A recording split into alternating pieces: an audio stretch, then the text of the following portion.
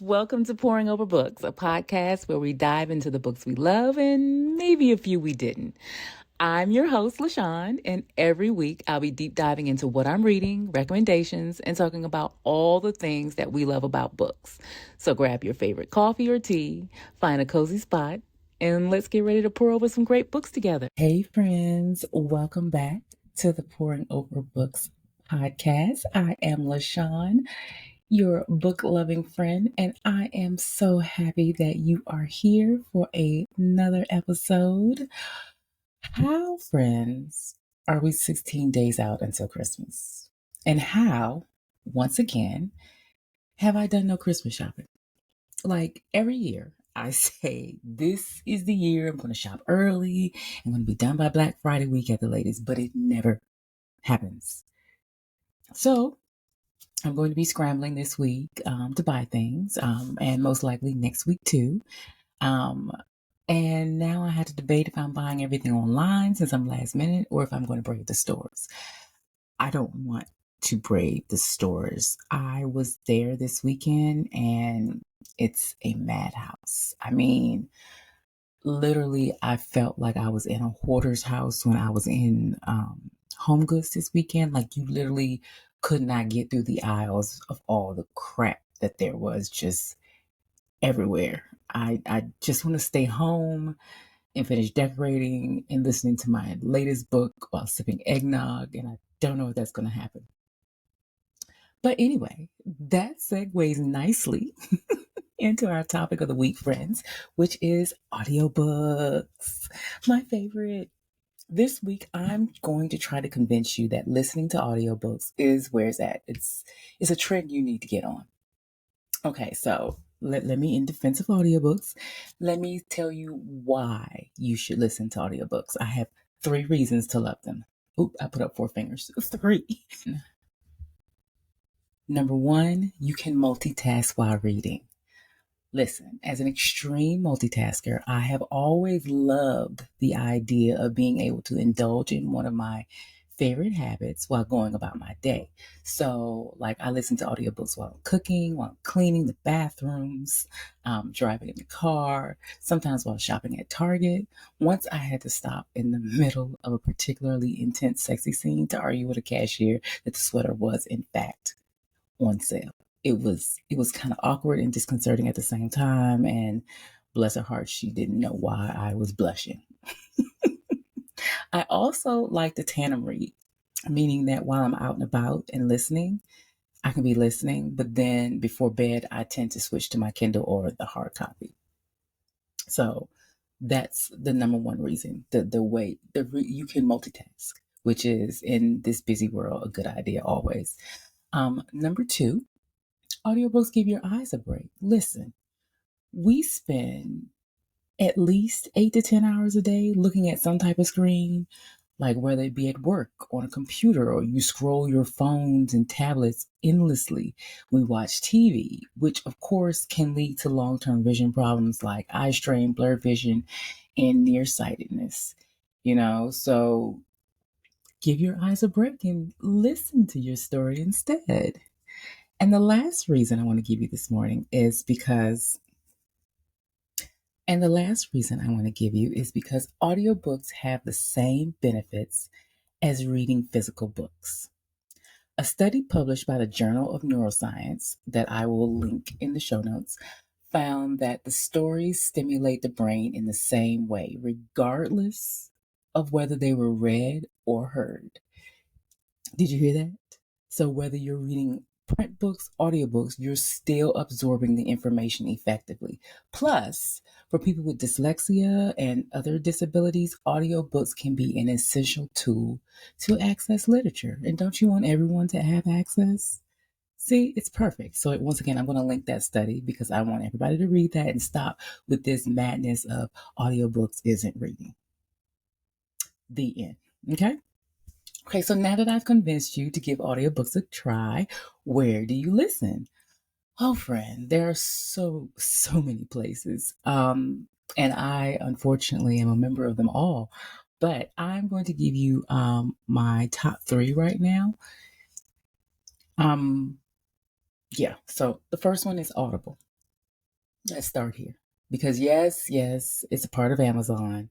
But if you are looking for convenience and a humongous, almost endless catalog, start here.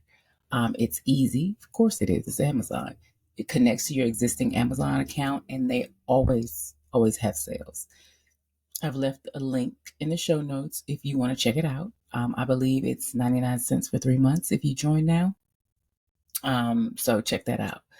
My second favorite, actually my favorite one right now to use to listen to audiobooks is Libro FM.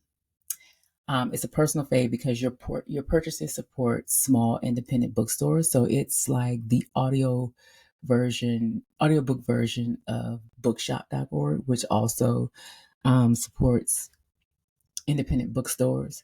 I support Brave and Kind here in Atlanta with my subscription. So right now, when you start one new credit a month membership and use the code SWITCH, you can get 2 bonus audiobooks at sign up. So I'm also going to put that link in the show notes. These make great Christmas gifts also. Great last minute Christmas gifts. You can just give somebody a membership and boom, they're your friend for life. Okay, that was a side note. Okay, back to our discussion. The third place that I would suggest that you listen to the third place that I'm going to suggest that you listen to audiobooks is Libby from the library. Libby is a free app where you can enjoy ebooks, digital audiobooks, magazines, all from your public library. Keep in mind that there may be a longer wait for some more popular books, and sometimes they won't have some books that you might be looking for. That is the thing. It's the library. It's free. I mean, work with it. I use it. I mean, if you really want to use it, I like to use it as a supplement. But if you are on a budget, go with Libby, friends. The library. Keep our libraries open by using them. Okay. Okay. Okay. Now, and while I'm speaking on where to listen to audiobooks, I will say I'm going to give it just a little aside and mention Spotify. I almost said Shopify. Spotify, simply because you get one free audiobook a month with if you have a premium subscription. So that if you already have a premium subscription, go ahead and listen to an audiobook on there and see what you think. Since it's already included. And Amazon Music just started doing the same thing. So if you have Amazon Music, you now get a free audiobook a month. Okay, so that's that. All right. So now that I've told you why you need to read audiobooks and how you can get to them, let's get into the audiobooks I'm going to recommend you start with. So, number one, Born a Crime by Trevor Noah. Fun fact, this is actually the very first audiobook I've ever listened to. It left such an impression on me that I was like, oh, okay, where have I been? Let me listen to more. Between his actual story and his accent, this is still one of the best books I've ever listened to. Plus, he is an awesome storyteller. It is just so good. It is so entertaining to listen to him, and it's soothing almost. Number two, Daisy Jones and the Six by Taylor Jenkins Reid. I loved this book when I first read it. I read this book before audiobooks became a thing, but I recently re-listened to it on audiobook because I heard a rumor that it was really good and I wanted to see. The audiobook is performed by an all-star cast of 21 different performers. Some of the best-known actors in the cast include Jennifer Beals as Daisy Jones, Pablo Scribner, I guess you can say, as Billy Dunn, Benjamin Bratt as Graham Dunn, and Judy Greer as Karen Serco.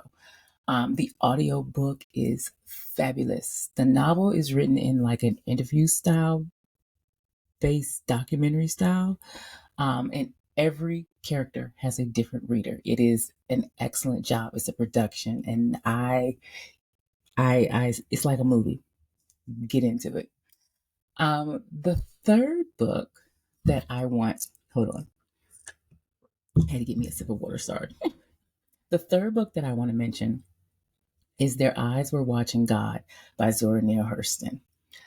If you have ever read this book, you know that it's written primarily in colloquial. Um, like the bulk of the novel is written in, I guess you can say, a dialect meant to sound like how Southern Black Americans spoke to each other in the early 1900s. Um, and I mean, because like it's like the very first line, where is it? The very first line of when Janie returns to Eatonville, one of her neighbor asks, "What's she doing coming back here in them overalls?" It's them overalls, and when I say it, it sounds fine, but when you're trying to read it, it can be a little disconcerting because I remember, I think I picked up this book in high school and I had to literally, it took me like a chapter to be like, oh, because my brain had to switch. And I know a lot of people don't read this book because they're like, I can't, because of how it's written, because it's written like you talk. It can be jarring, but it is such a beautiful novel.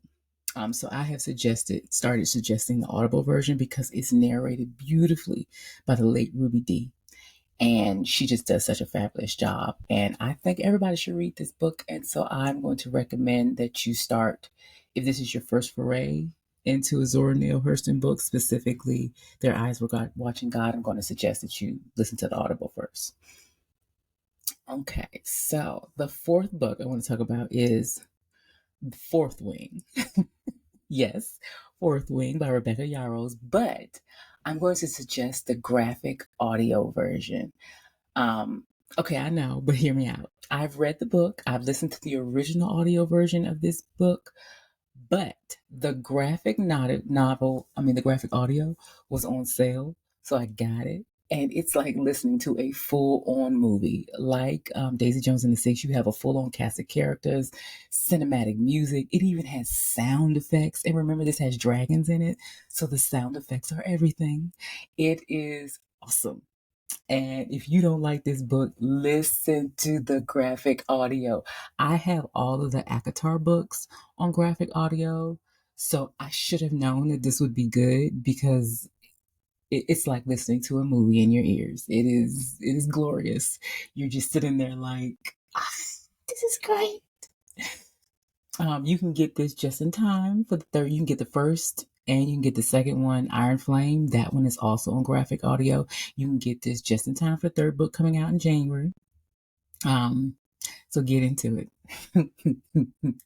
The last book that I'm going to suggest that you listen to as an audible is Will by Will Smith. This was hands down one of the most entertaining and interactive audiobooks I've ever listened to. Will Smith reads, raps, acts out. It is a good time, friends. I mean, not only was his own story good, but just the way, I mean, he's an actor. So he acted out this book. He deserved an Oscar, a Grammy, and whatever else you wanted for this book. It's excellent, and it's like I said, it's a good time. Remember when I was talking about Mariah Carey's book, how she sing, but Will Smith took it to the next notch. Okay, so yeah, that's that. Okay, friends, I hope I've convinced you to listen to audiobooks. Keeping in that vein, let me tell you what I've been listening to on audio the past week or two. Currently, I am obsessed with the Royal Houses fantasy series by K.A. Linde. I don't know how I got hooked on this. I don't know. I don't even remember where I heard about this series.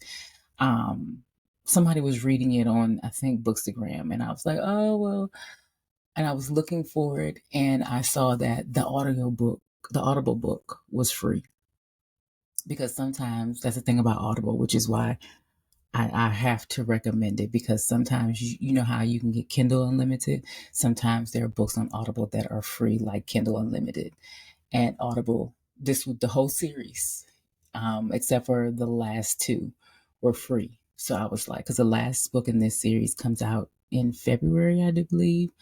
And the last one in here wasn't, the one before that wasn't free, but it was like on sale for like $1.99 because Audible was having that big sale. So I got all of them, the free ones, and then because there are 5 books, I think. So I got them all after I listened to like half of the first one because I was like, oh, this is good. At first glance, it seems to be your typical YA-ish fantasy. I thought it was YA because it was good. YA fantasy novels usually have good character building. Um, Even the world building tends to be a little bit more, a little better than your typical romantasy, you might want to say. Uh, but this one, it was really good to me because I was like, oh, it's good character development. I'm learning about these people.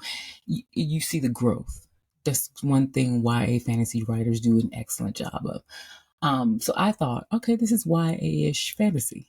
But and plus the little love story was like pining, yearning, some kisses, but mainly pining, yearning. And you kind of, it was implied that the main character had done the do before, but it wasn't on the page.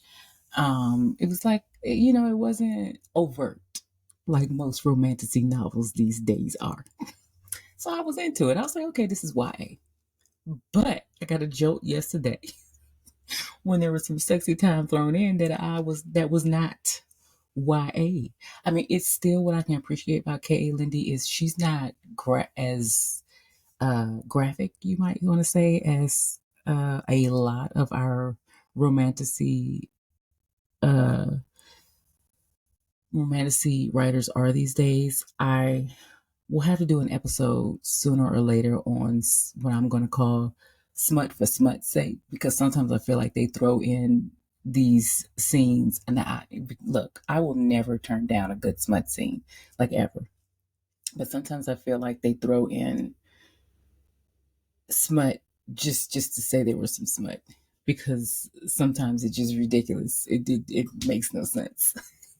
It's gotten to that point where I can appreciate uh, subtlety, because these days there's nothing subtle anymore. Now, like I said, I'm all for a good smut scene when it's in its place.